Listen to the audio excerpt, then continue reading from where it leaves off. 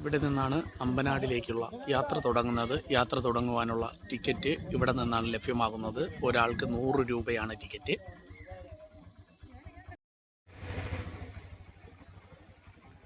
ഗ്രാമ്പൂ കൃഷിയാലും തേയിലത്തോട്ടങ്ങളാലും സമ്പുഷ്ടമാണ് അമ്പനാട്.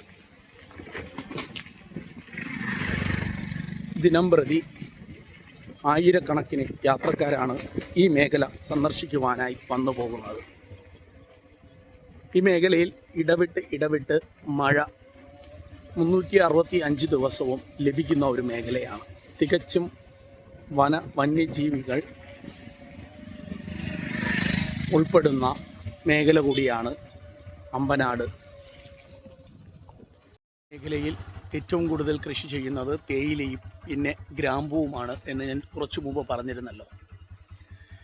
ഈ റോഡ് വഴി യാത്ര ചെയ്യുമ്പോൾ തന്നെ ഈ വനമേഖല തുടങ്ങുന്നത് മുതൽ നമുക്ക് ഒരു ഗ്രാമ്പൂവിൻ്റെ തന്നെ അതിപ്രസരമായ ഒരു മണമാണ് ലഭിക്കുന്നത്.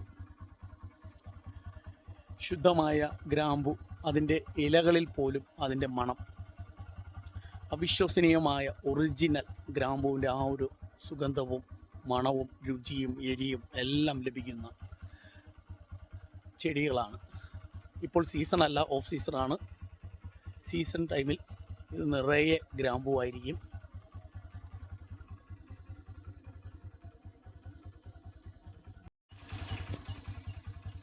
തേയിലത്തോട്ടത്തിനിടയിൽ ധാരാളമായി മയിലുകൾ, കുഞ്ഞുങ്ങളും വലിയ മയിലും പീലിയുള്ള മയിലും ഒക്കെയായി ധാരാളം മയിലുകളെ കാണാൻ സാധിച്ചു.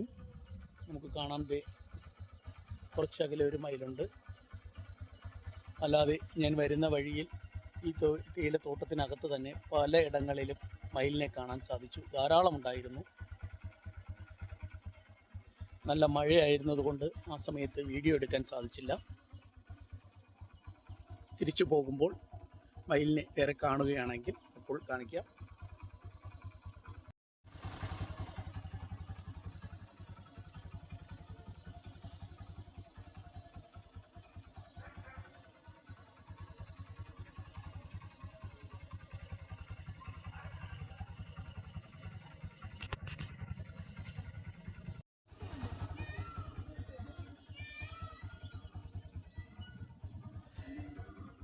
ഇത് അമ്പനാട് മേഖലയിലെ ടീ എസ്റ്റേറ്റിൻ്റെ ലയങ്ങളാണ് കാണുന്നത്. ഇവിടുത്തെ തൊഴിലാളികൾ താമസിക്കുന്ന ലയങ്ങളാണ്.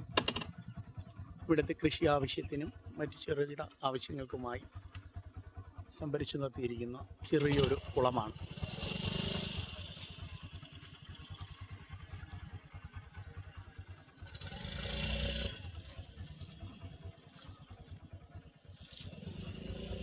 നമ്മളിനി യാത്ര ചെയ്യുന്നത് തന്നെ ആ കാണുന്ന കുന്നിന് മുകളിലാണ്.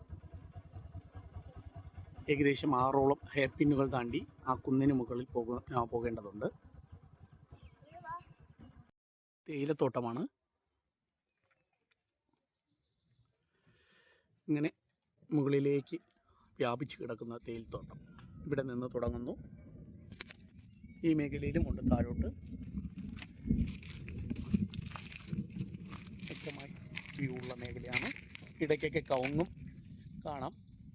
തേക്ക്, കവുങ്ങ്, തണൽ മരങ്ങൾ, കാറ്റാടി, അങ്ങനെ വിവിധങ്ങളായ മരങ്ങളെ ഇടയ്ക്കൊക്കെ കാണാം. കൂടുതലും മുന്നേ പറഞ്ഞതുപോലെ തേയിലത്തോട്ടവും ഗ്രാമ്പൂ ചെടികളും ഒക്കെയാണ്. അങ്ങനെ നമ്മളും കണ്ടു ഗെയ്സ് മയിൽ. ഇതാണ് ഇവിടുത്തെ ടീ ഫാക്ടറി. ഇന്നിപ്പോൾ നിർഭാഗ്യവശാൽ ഞങ്ങൾ വന്നത് ഞായറാഴ്ച ദിവസമാണ്. ഇവിടെ ഓഫാണ്.